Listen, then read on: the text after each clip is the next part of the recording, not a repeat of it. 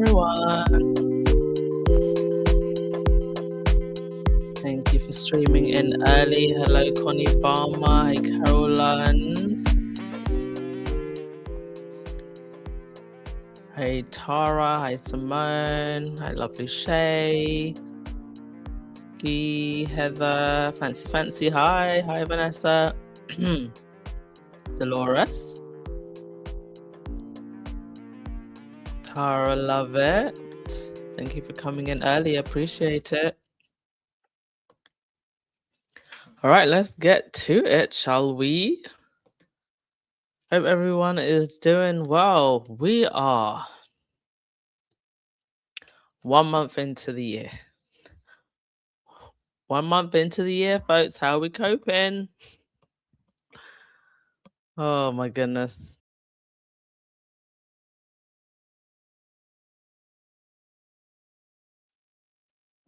All right, I'm going to be quick with today's podcast, if I'm honest, because you can probably hear from my voice. I am still struggling with my sinuses and my throat. My throat in particular is just so sensitive to anything now. I've been coughing all day and still coughing, so gonna try my best to get through it. It's like it's easier when I like breathe slowly. But it's like it sets off the back of my throat. It's insane. Anyone got tips for like bad sinuses, post-nasal drip? Please put it in the comment section. Much appreciated. All right. First story, Harry is gonna be in Washington.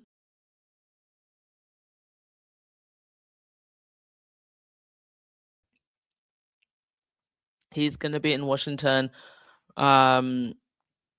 for the IAPP Global Summit. It's going to run from the 30th of March to the 2nd of April, and he is going to be a keynote speaker there. He will join them on the main stage, and in his keynote, Harry will share his insights on whether today's digital world is breaking or bridging society and the role we can play in reshaping the future.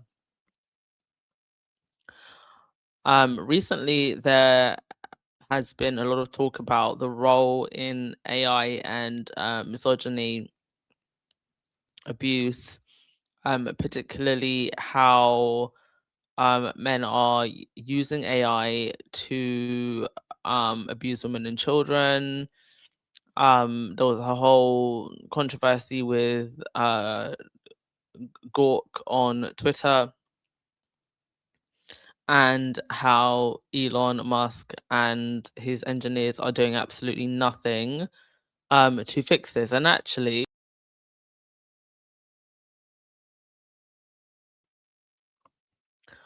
while Twitter has always been problematic, one thing I will say, back when it was still under the leadership of Jack Dorsey, the platform did do a very good job of cleaning up things like abuse images, which are just now rife all over the platform.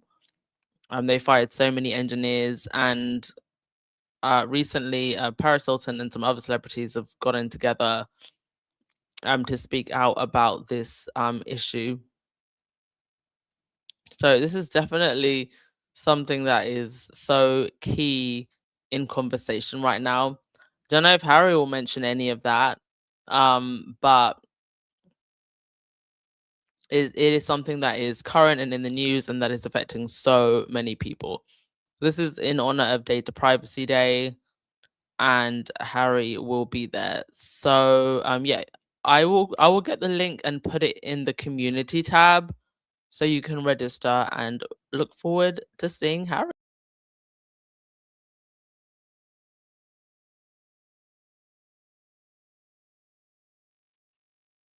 All right. Just also a reminder that as ever, had some restock of the raspberry jam, and the strawberry is now available on its own. And I do believe that Valentine's chocolate should be coming also. So keep a lookout for that and make sure that you get your spreads. Um, yes, this. So Kim and Khloe Kardashian had sat down for a podcast talk, and they cleared up the whole thing about the photos and why the photos were removed. So let's just have a final curtain call on this. So last November, on the eve of Remembrance Sunday, Harry and Meghan were out in LA. They attended the Baby to Baby gala. Serena was there. Um, and after that gala, many of the attendees went straight to Kris Jenner's 70th birthday, which was held at Jeff Bezos' mansion. So the photos of Harry and Meghan walking in and out the party hand in hand landed in the UK on the morning of Remembrance Sunday. So, as you can imagine, the royalists not invited to the party and who think that Harry and Meghan have to, center their lives around their narratives were furious. Especially that, Harry and Meghan were invited to this high profile Hollywood party. So the next day, Remembrance Monday, the Kardashian Jenners posted photos to Instagram from Chris's party, and Kris and Kim Kardashian both included photos of Harry and Meghan. Another round of fury, only the story was extended because Kim and Kris quickly removed the Sussex's photos without any explanation. So what followed was weeks of speculations about who said what and why. And the Kardashians were furious at Harry and Meghan, apparently, according to the Fools. And the Sussexes were mad at the Kardashians, so that they posted the photos to social media. And all these false narratives about the Sussexes and the Kardashians started spinning. The Daily Fail was basically like screaming and crying about it over Christmas. Well, Kim has now cleared this up after appearing on Chloe's podcast, and they ended up talking about what actually went down. So, let me read.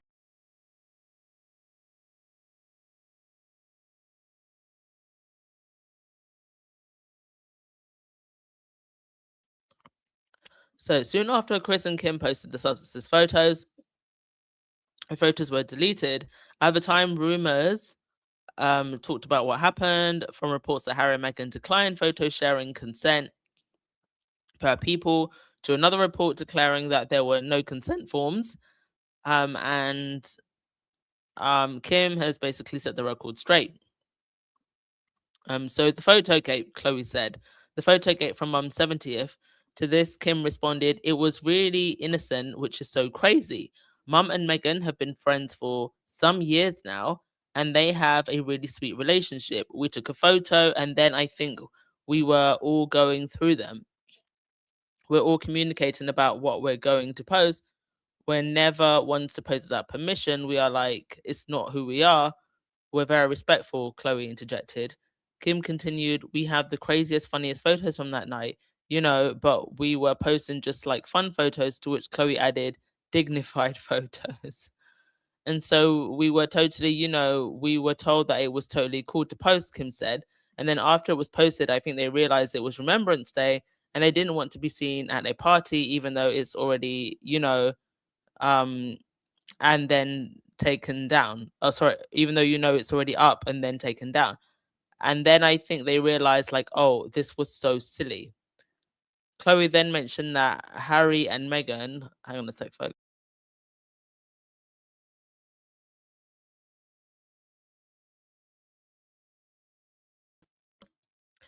Chloe then mentioned that Harry and Meghan did Baby to Baby right before. Um, well, it's like a charity event, Kim added, of the gala. So like that was fine, but maybe not partying and dancing on the dance floor or whatever. So we took them down to respect Remembrance Day, and then like you got to laugh, like the situation at the situation sometimes, and lighten up, and be if everyone's taking it the wrong way, lean in. I was like, we should do a full Skims campaign, take the photo, even just us, and I'll like shoot you and mom and post it and delete it like 30 minutes later and then say, "Oh, sorry, I didn't have permission to post those photos for the campaign. You should do that, Chloe said, to which Kim responded, that's what I was like, and would have hit so funny. If we just made it light and made it funny, I think it would have been received differently, but I hated how that was received for everyone. Kim continued of the controversy. That sucks, she added. It was just made into something that was so crazy and ridiculous that just it didn't have to be. Yeah. I did say that they didn't need to delete those photos, to be honest. And I think from what Kim is saying, it's like everybody in the situation realized. It's like, why are you, I get you want to be sensitive, but then it's just like, it wasn't a big deal. Like, Harry is literally the head of Invictus. To those who it actually, to those who actually matter, we know that Harry and Meghan are respectful people. So to be honest, removing the photos, you were really just catering to the trolls, because people that matter, we didn't care. Or I didn't care anyway. I'm just like, yeah, it's Remembrance Day. Is Remembrance Day gonna fall apart because Harry and Meghan were at Kris Jenner's birthday party? So, article ends by saying, yeah, I suspected it was something like this, where Harry and Meghan or their team requested the takedown, but it wasn't some huge issue, nor were the Kardashians furious with the Sussexes. I think Kim is correct that Harry and Meghan realized too late that asking for the photo removal would turn into a huge controversy, which just shows something about how the Sussexes operate, I think. Like, they can still be kind of naive about the bigger picture, and they have issues thinking a few steps ahead when it comes to these kind of situations. Another example, the Elle profile, where Meghan was announced by her title in a nearly empty house. Yeah. They didn't stop and think that asking the Kardashians to remove a few photos would immediately turn into a days, weeks, months long controversy. Kim's solution, to make a joke about it and keep it light, would have been fine. The better solution would have just been not asking for photos to be removed in the first place. People already knew that Harry and Meghan attended the party. There were tons of photos which landed on Remembrance Sunday. Just own it. There would still have been a controversy, but whatever. Exactly. At this point, just own it. Whoop differ can do. Whoop differ.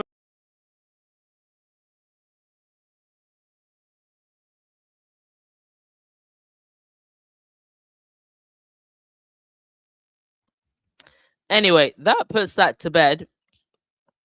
And I hope we never have to talk about this again. In fact, I will never talk about this again. I'm just talking about it now because Kim mentioned it. There you go.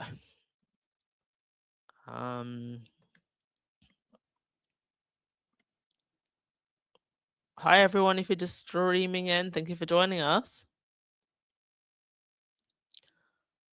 Right, let me just post this donation link in the chat, FYI.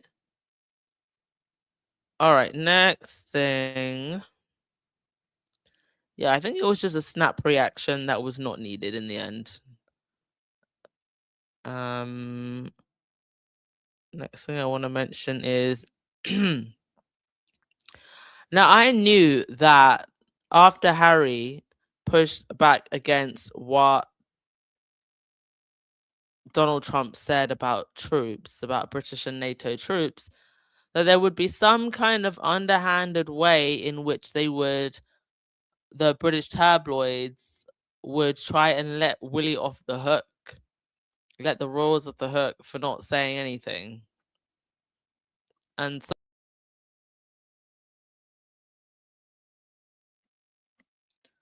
they pulled out Richard Eden from that crabs in a barrel to be the mouthpiece to try and clean up for Willie. So last week, Donald Trump made a horse ass out of himself at Davos. European leaders freaked out and they were very public in their criticism towards Trump, his enablers, and the current state of the US. Trump said and did so many stupid things, but one of the most offensive moments was when he waddled over for a Fox News interview and mocked NATO's involvement in the 20-year war in Afghanistan. Our NATO allies spilled blood and treasure in Afghanistan, and they stood shoulder to shoulder with American troops in the front line. In particular, the UK lost more than 250 soldiers in Afghanistan. In the wake of Trump's comments, there was immediate outrage in the UK from people of all political persuasions, Within 24 hours, Prince Harry issued a statement discussing his tours in Afghanistan and Britain's losses in the war. What happened next was fascinating. All of the Sussex's biggest British critics shut up for a second and they were like, wait, Harry's right. They bandwagoned onto Harry's statement and there were even calls to cancel King Charles's state visit to the US. That more than Harry's statement is why Charles apparently sent a message to the White House and encouraged Trump to backtrack, which he did last weekend. Interestingly, the Paris seemingly well, let me just say that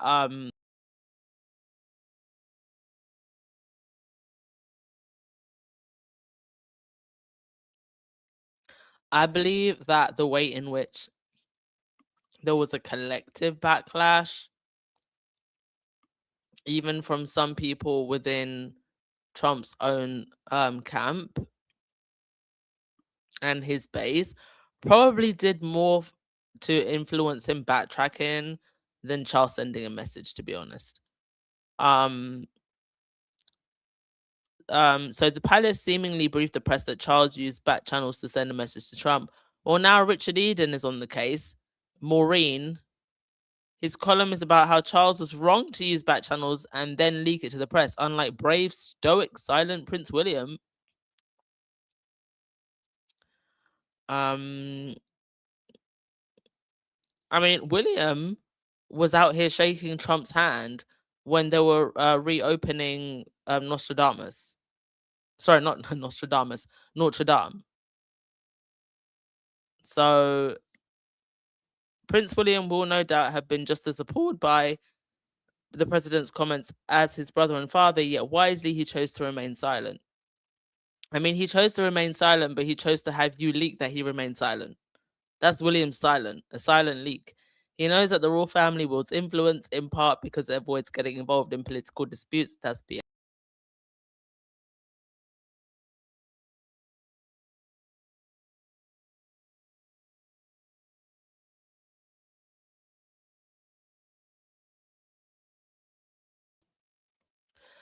This is not the first time that William has reminded me more of his grandmother, Queen Elizabeth, than his father, and that gives me hope for the future of the monarchy. So Richard Eden has hope for the future of the monarchy because William stays silent on important topics. William stays silent when the current tyrannical leader of the United States, says something offensive, but William is more than happy to talk about how he's going to save the pubs and get everybody drinking again. That's the future king. As I said, I believe Charles' semi-public intervention was more about the upcoming state visit than Charles backing up Prince Harry, indeed. There really was a growing conversation of the state visit should be cancelled if Trump doesn't backtrack. If you can cite Harry and his statement for anything, it was increasing the pressure around the Prime Minister and the King to say something and defend the British Armed Forces. Indeed. Charles and Prince William were being dragged on social media for staying silent, and that was a factor too. Unlike Eden, I actually think Charles showed some deft political maneuvering in the situation. I disagree. I'd much rather see that kind of thing as opposed to Prince William sitting around like a bump on log while the sacrifices of the British military are being smeared. And he's going to look even more silly and ridiculous when Invictus rolls into the UK. But don't worry, folks. William is doing something. William is encouraging everyone to go back to the pubs and drink.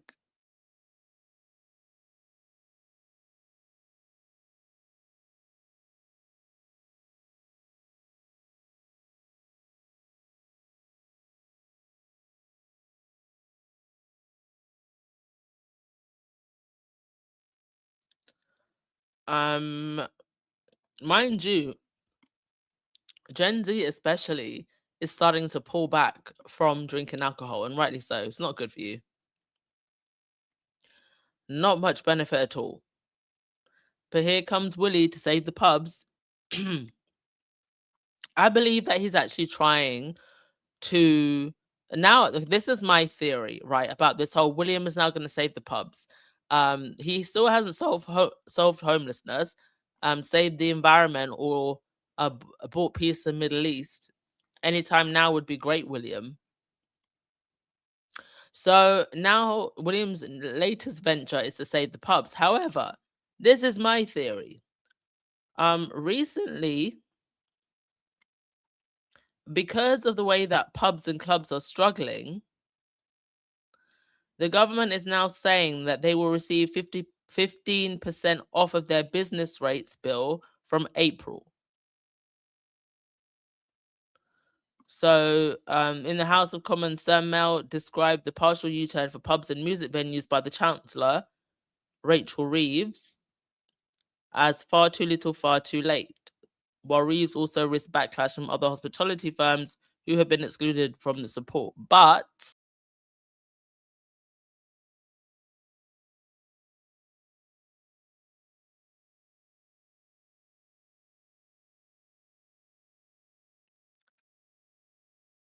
pubs and clubs are included.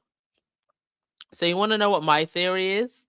I think that William is just trying to jump off the back of this. So in about a year's time, when we have this conversation again, it can be like, oh, this time last year, William was saying he's going to save British pubs and clubs, and he's going to come in and be an advocate, and we're going to have the William effect. This is what they're calling it now, the William effect. When actually, if pubs and clubs do get saved, it's because of a government policy. It's almost as if we actually need government to implement policy to make change and not just royals to show up and smile and wave here and there. And now they're actually trying to push this narrative of the William effect. What? People are going to go running off to the pubs because William said so? This is why I keep saying the royals need to stop trying to be relatable and just start trying to be impactful. Nobody believes that William goes and has a pint at the pub every now and again. No one. Don't be ridiculous. FYI, for some reason, Kate and William were not at Charles's big premiere the other night.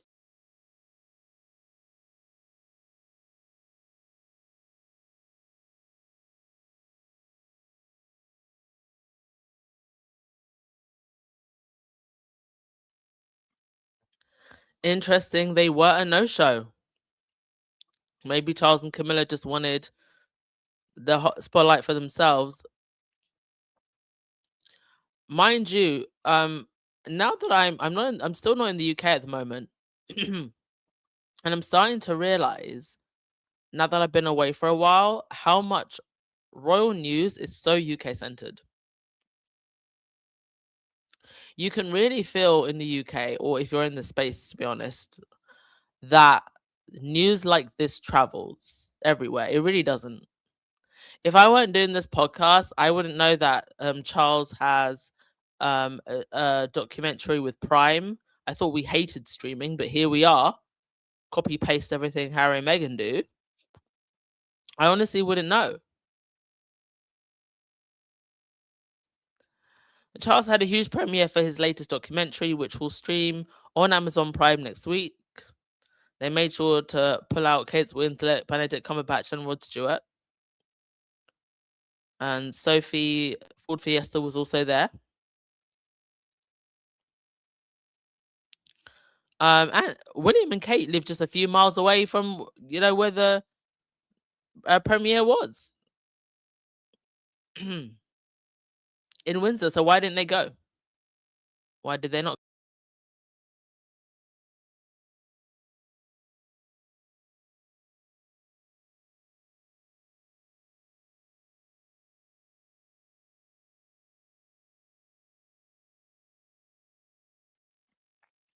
This would have been a great opportunity to put on a big old family front. As Tom Sykes himself said in his Substack, if William had cared to stamp out whispers that the relationship between Charles and himself was curdled, then attending the Windsor Castle premiere of the King's new film, Finding Harmony, would have been an easy way to do it. But he didn't. And the question is, why did he not? Because he was out and about that day doing an event that almost no one on the British press actually reported on, by the way. He was visiting a hub for the BBC Children in Needs We Move FWD program. that barely got any attention. Most of the British newspapers and tabloids didn't even cover the event or publish any photos. And it really just feels like they just ignored the whole thing. Um, I I don't know why William and Kate would skip this, other than the fact that they're lazy, because it was just such an easy thing to show up for. I think they were being lazy and self-centered, and they don't want to show up to support family members, a family members thing. But it's pretty notable that William skipped. I think he's been fuming. It feels like he's been fuming ever since Charles announced that his health was better and improving. But he had to, because William was going crazy with the "I'm going to be king soon" briefings, to the point where Channel 5 had a fake announcement of Charles's death. Like, what was going on with that? Insane behavior.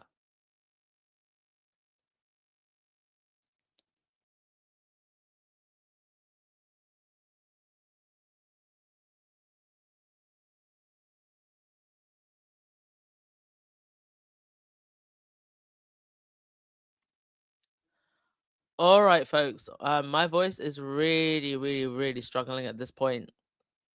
I would have liked for this to be a much longer and much more detailed podcast, because I actually had more to say, but like, I'm struggling so much and I don't want to have to keep pausing. So it's better I just give it a rest and go to bed, and we'll catch up tomorrow. If anything, hopefully if my voice is better by the afternoon, I might even just do another podcast in the afternoon or early morning. But thank you so much for your well wishes. And yeah, I'm so sorry that I have to cut the podcast short, but I don't want to have to keep pausing and coughing in y'all's ears. No need for you all to hear that and hear my crusty voice. But I did just want to come on, because I know that I did miss yesterday, and give you something. So hopefully I'll feel better by tomorrow. Appreciate you all. Links in the description box. If you do want to donate to the channel, all your donations do help. And I will see you later. Ciao.